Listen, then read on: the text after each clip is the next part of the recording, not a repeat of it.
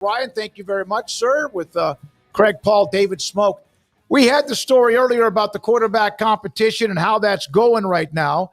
And it sounds like no matter who gets the job, they're going to be very young with little experience whatsoever and taking over and walking into a job that might be one of the more famous positions in college football. Your thoughts about where it is right now? Everything that I've been told from my – Okay, there you go. That's our fault. Go ahead. No worries. Everything I've been told by my sources, it is a 50-50 battle. I think it depends on the day. There's days where I talk to people, say C.J. Carr had the better day, days where Kenny Minchey had the better day. I think these next 48 hours are going to be really when this battle is decided. And I could see a scenario where, Marcus Freeman goes with Kenny Minchey early because he's the safer pick. He's a dual threat guy. He doesn't take as many risks. And then, kind of see how that goes. And then, C.J. Carr is kind of waiting in the wings. I could see C.J. finishing really well and seizing to the job of the next couple of days. So I think it's still to be determined.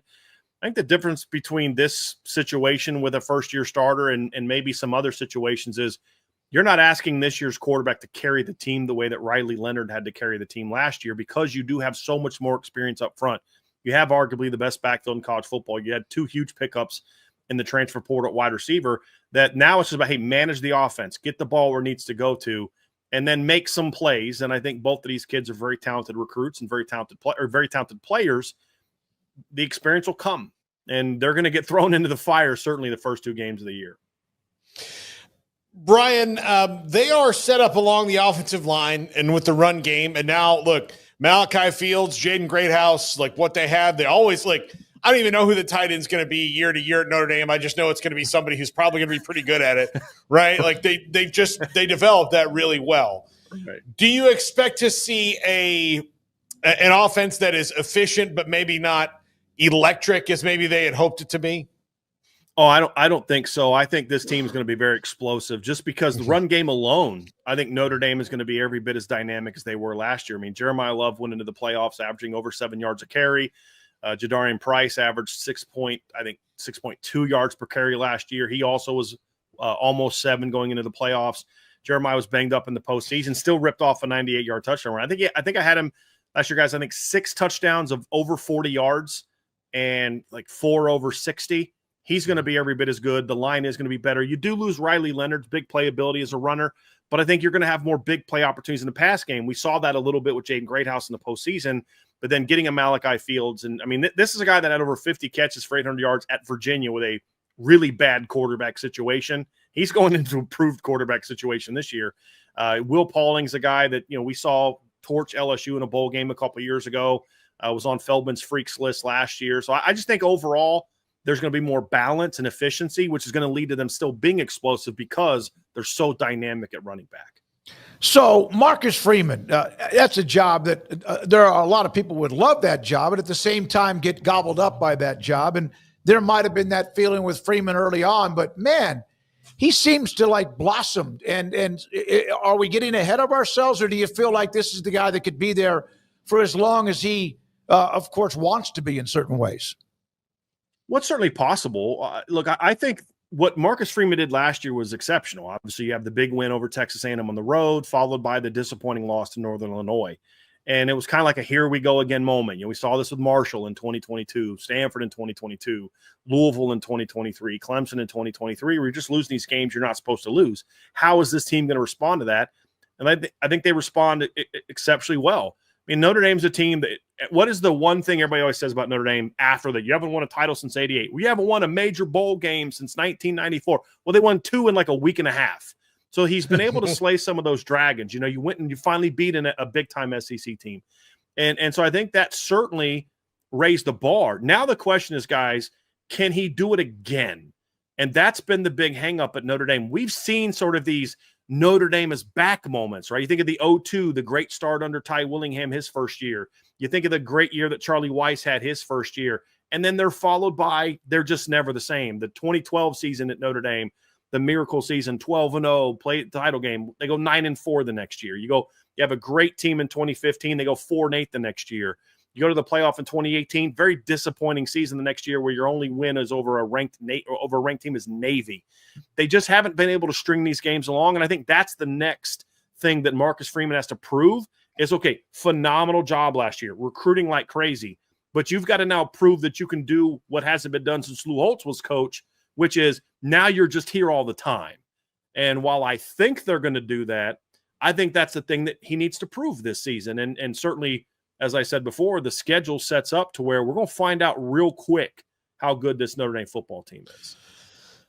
The recruiting has seen an uptick as well under Marcus Freeman. Part of that is I think people really want to come and play for him. I mean, he's just got that kind of vibe because he's young and energetic and all these things. But it felt to me like a couple of the coaches, Charlie Weiss, Brian Kelly, even, who had a lot of success there, obviously, kind of used the academic standards as a bit of a wall. Like, oh, well, I mean, there's these guys I want.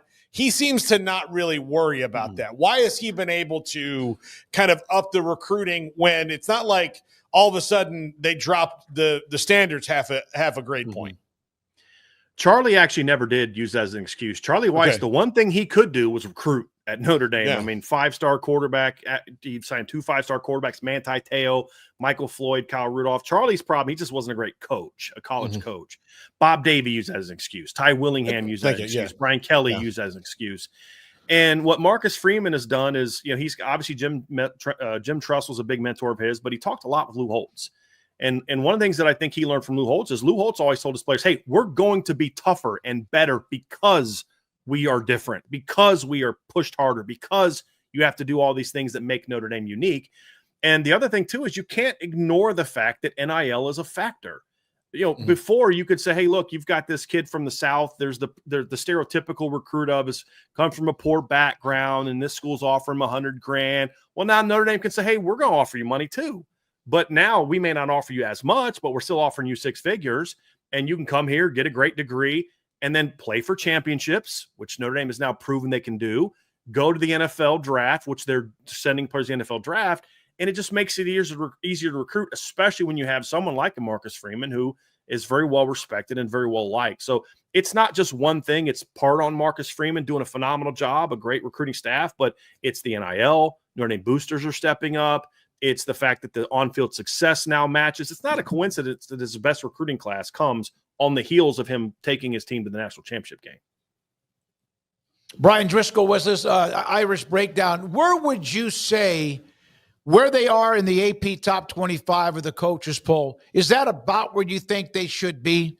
Should they be up a notch or two, which, of course, you're talking about programs that they had to play against in the playoff? Or do you feel like maybe down a notch or two? I think they should be up more.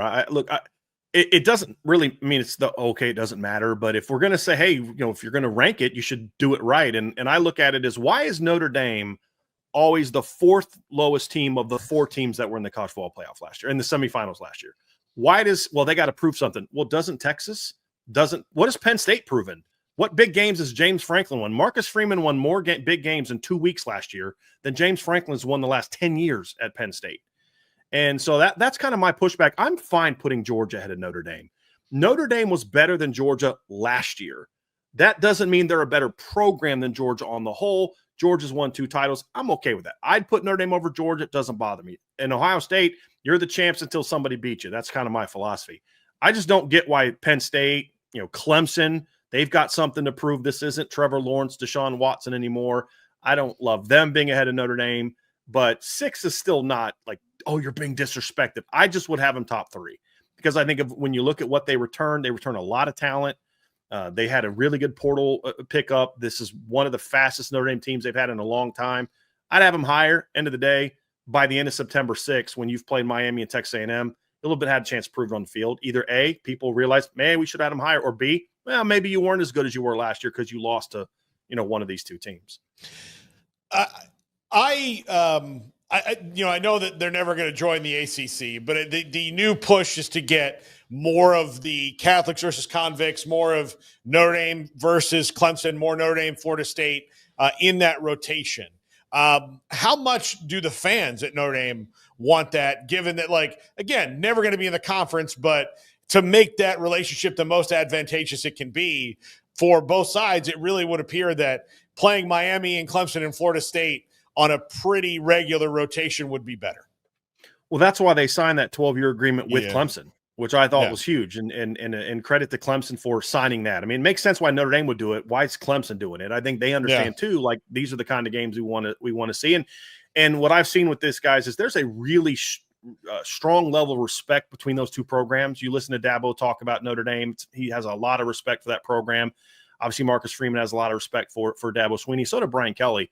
That makes sense. But when you look at the ACC, you're getting too many years where you don't have any of those three teams. Like this year, you have Miami. Last year, Florida State being good. Like they were down, but you only had Florida State. No Clemson, no Miami. This year, you have Miami, but no Clemson, no Florida State. I think what Notre Dame is trying to say is we'd like to have two of those teams on a pretty consistent basis. I think the other thing Notre Dame would like more of is I think they want to get more of Pitt and BC. I think they want a little bit more of the traditional rivals on top of having more of Miami and Florida State and Notre Dame. I mean, and Clemson. I think Notre Dame fans want that. Notre Dame fans like having hey, they have the mentality of, hey, we'll play anybody, anywhere, anytime. We played Miami when they were great. We played Florida State when they were great. We've played USC all these years when they were great. I think Notre Dame fans would much rather them play Miami, Clemson, Florida State than Duke and NC State and Wake Forest. Just because you're Notre Dame, and that's the standard by which you gauge yourself is how do you do against the best of the best. And that's why in 2029, they play Texas and Alabama and Clemson in 2029. So they're not going to back down from a fight. And I think that's what they're hoping to get more of from the ACC. My suggestion to the ACC would be, and Brian, I'm an FSU guy, so I love it when FSU and Notre Dame play. Love it. Except for last year, that was a nightmare. But did not see that coming. No, I did. Well, then, but no, yeah, I mean the season. I mean the season. I saw it coming the week leading up to the game. If you'd asked me that in August, I'd have been like, no, they're not going to beat them by 50. No. Yeah. But I think that Notre Dame and the ACC should have two pools of how they schedule.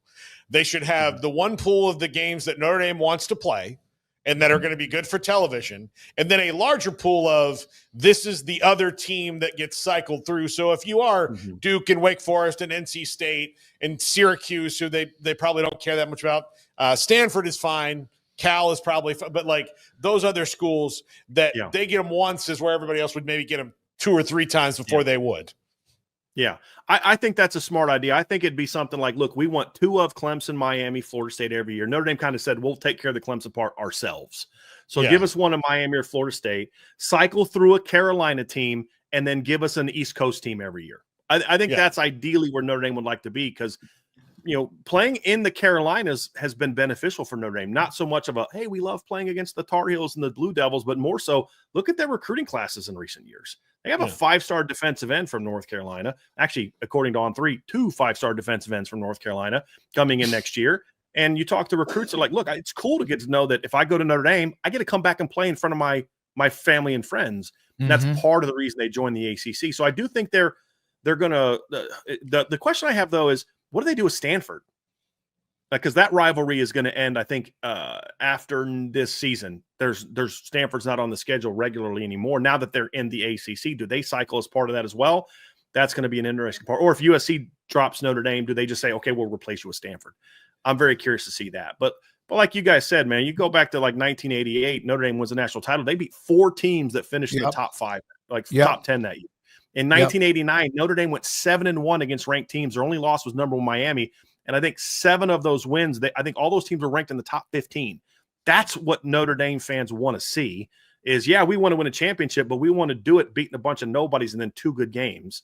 And that's what I think that they're trying to find that balance. You also can't play Alabama, Texas, Florida States every week either. You've got to find that balance. And I think that's what Pete Pavak was trying to do. Brian, last question, if you could somewhat quickly, but I should have asked you this earlier. We mentioned the quarterbacks and the competition. Why did they not go in the portal and try to find somebody as an insurance policy? Was that Marcus Freeman saying we don't need somebody to be, some like Riley Leonard? Why did they not find somebody as a safety net? Because they had a lot of faith in these 2 players. I think Steve Angeli was their safety net. And then you let these 2 kids battle it out. Look, they love both of these players. They're very talented players. CJ Carr was a highly ranked player. Kenny Minchie's a very talented player. It's kind of like, hey, it's time to turn it over to one of the kids that we develop. And then that way we don't have to keep doing this. I think they wanted to finally break the cycle of having to go to the portal every year. And these two kids are talented enough. And if you one more year of portal, maybe you don't keep these players anymore. Maybe they're like, screw it, I'm going to go play somewhere else. So I just think he felt it was time to turn it over to the young, talented players, because they're also going to have a talented team around them that if you're going to do it, this is the year to make that transition. Thank you, buddy. Great stuff, Bryan. Thanks for your time. Bryan Driskell with us, Irish Breakdown with us on many things Notre Dame.